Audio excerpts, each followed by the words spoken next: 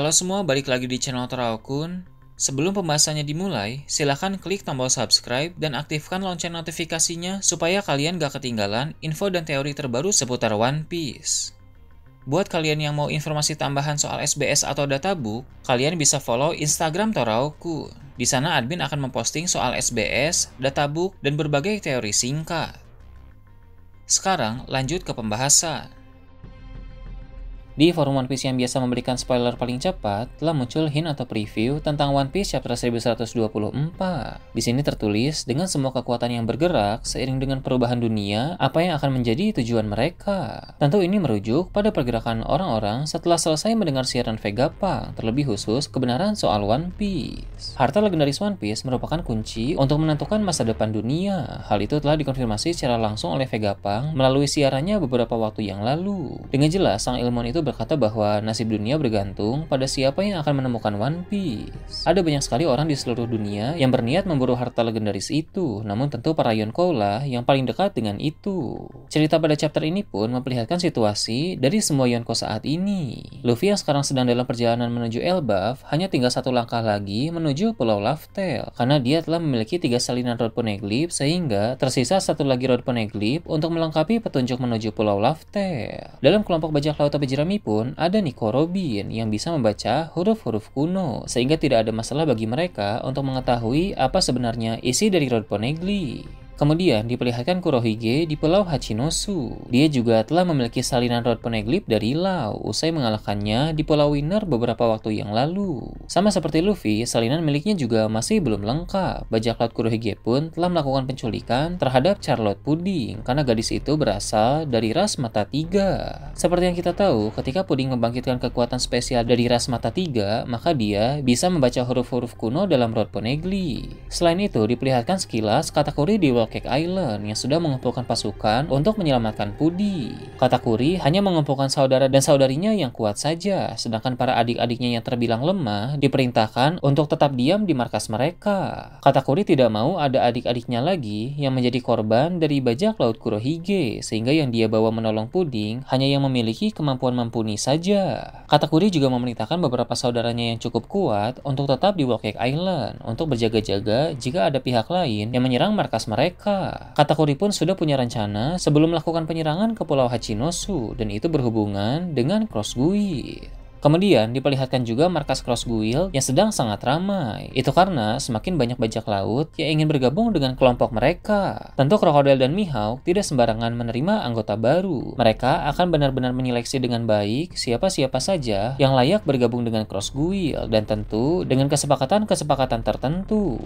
Katakuri yang tadi berencana menuju ke tempat Cross Guild terlebih dahulu juga ingin beraliansi dengan kelompok itu. Tentu orang sekali berkatakuri akan langsung diterima tanpa pikir panjang, asalkan Katakuri mau menuruti persyaratan dari Cross Guild. Beralih ke tempat lain, diperlihatkan bajak laut Akagami. Muncul kilas balik singkat saat dia masih dalam bajak laut Roger. Dulu, ketika bajak laut Roger pergi ke Laugh-Tale, Shanks dan Buggy tidak ikut, karena Shanks harus menjaga Buggy yang pada saat itu sedang sakit. Shanks pun berkata bahwa suatu saat nanti, dia akan sampai ke Pulau Laugh-Tale dengan kelompok bajak lautnya sendiri. Kilas balik singkat pun berakhir dan memperlihatkan Shanks sedang berdiskusi dengan Ben Beckman. Shanks berkata kepada Ben Beckman bahwa dulu dia tidak ikut ke Laugh-Tale, sehingga dia juga membutuhkan petunjuk dari Road Poneglyph untuk bisa sampai ke sana. Tapi Shanks berkata bahwa dia beruntung memiliki orang sepintar Ben Beckman di kelompok bajak lautnya, sehingga itu membuat Shanks lebih unggul dari yang lain. Shanks dan Ben Beckman telah mengatur berbagai macam strategi untuk memburu harta legendaris One Piece. Kini mereka telah mendapatkan salinan Road Poneglyph dari Kid, sehingga sama seperti Luffy dan Kurohige, tinggal satu langkah lagi bagi Shanks untuk mencapai Pulau Laugh-Tale. Sebelumnya, Shanks sempat singgah di Pulau Elbaf. Tujuan kedatangan bajak laut Akagami ke sana adalah untuk mengabari para raksasa bahwa sebentar lagi kekuatan mereka akan diperlukan. Selain itu, Shanks juga mendatangi Jaguar Diesel, orang yang juga bisa membaca Poneglyph sama seperti Robby. Jadi, pembaca Road Poneglyph di pihak Shanks adalah Saul, dan Saul berkata bahwa setelah nanti Shanks mendapatkan semua Road Poneglyph, dia akan dengan senang hati membacakannya untuk Shanks, karena Shanks memang berhubungan baik dengan para raksasa. Selain para raksasa, bajak laut Akagami juga masih memiliki sekutu-sekutu kuat yang lain. Sejauh ini, yang diketahui oleh publik adalah bajak laut Akagami hanya memiliki aliansi lemah seperti yang pernah kita lihat di Elbaf. Para aliansi lemah itu hanya ingin berlindung di bawah nama besar Shanks saja. Namun, selain aliansi lemah itu, ada pula sekutu-sekutu kuat yang lain yang secara sengaja dirahasiakan oleh Shanks. Merahasiakan sekutu-sekutu kuat merupakan salah satu strategi cerdas dari Ben Beckman. Sebab jika para musuh mengira aliansi Shanks hanya kelompok bajak laut lemah saja, mereka pasti hanya akan berfokus pada kekuatan inti bajak laut Akagami saja. Mereka akan mengabaikan soal aliansi-aliansi dari Shanks, sebab mereka mengira itu bukan masalah besar. Padahal di antara para aliansi Shanks ada para sekutu kuat yang masih dirahasiakan, sehingga apabila para sekutu itu mulai bergerak nanti, para musuh akan terkejut dan kewalahan menghadapi bajak laut Akagami. Ini adalah taktik untuk menyembunyikan kekuatan demi mengelabui musuh. Selain itu, Ben Beckman pun memiliki strategi lain. Dia telah menyusupi mata-mata di pihak-pihak musuh untuk mengetahui pergerakan mereka. Bajak laut Akagami memiliki mata-mata yang ditempatkan di Pulau Hachinosu. Seperti yang kita tahu, tempat itu dikenal sebagai Pulau Bajak Laut. Tidak semua orang di sana merupakan kru Kurohige, sebab ada pula para bajak laut lain yang datang hanya untuk singgah atau sekadar hanya untuk berpesta. Nah, di antara para bajak laut yang singgah itu, ada mata-mata dari bajak laut Akagami. Para mata-mata itu selalu melaporkan semua kejadian yang ada di Pulau Hachinosu, sehingga Shanks juga sekarang menjadi tahu bahwa Garp telah dikalahkan di pulau itu dan sedang ditahan. Kemudian, ada pula mata-mata yang dikirimkan oleh Ben Beckman ke Pulau Karaibari, markas dari organisasi Crossguild. Cara memasukkan mata-mata di sana cukup mudah. Seperti yang kita tahu, Crossguild memberi bounty untuk para angkatan laut. Maka mata-mata bajak laut Akagami hanya harus mengalahkan marinir yang memiliki bounty, kemudian membawanya ke markas Crossguild untuk ditukar dengan hadiah. Setelah itu, mata-mata tersebut pun mengajukan diri untuk bergabung dalam Crossguild. Ben Beckman tahu Crossguild adalah kelompok baru yang masih dalam tahap pengembangan, sehingga mereka bisa dengan mudah menerima anggota potensial yang mau bergabung di sana. Mata-mata bajak laut Akagami juga terbilang memiliki kekuatan yang hebat, sehingga dia pasti lolos seleksi penerimaan anggota Crossguild. Selain itu, bajak laut Akagami pun memiliki koneksi khusus dengan Angkatan Laut dan pemerintah dunia. Di sana ada orang-orang yang bekerja sama dengan mereka, sehingga bajak laut Akagami pun bisa mendapatkan banyak informasi dengan mudah. Bahkan sebelum poster buronan Luffy dirilis ke publik, mata-mata Shanks sudah mengetahui hal itu dari orang dalam, dan dia pun kemudian mengabari Shanks bahwa bounty Luffy setelah insiden Egghead naik sangat drastis, bahkan melampaui semua Yonko yang ada pada saat ini. Dengan begitu, Shanks pun mengetahui bounty baru Luffy bahkan lebih dulu dari Luffy itu sendiri. Memasukkan mata-mata dan memiliki koneksi dengan orang-orang tertentu di pihak musuh merupakan hal bagus dalam perang perebutan One Piece, karena hal tersebut bermanfaat untuk mengetahui gerak-gerik lawan, sehingga mereka bisa menyiapkan rencana dan antisipasi yang menguntungkan. Ben Beckman juga telah menganalisis kekuatan dari pihak musuh. Mereka bersama dengan para kru inti lain telah membicarakan tentang hal itu.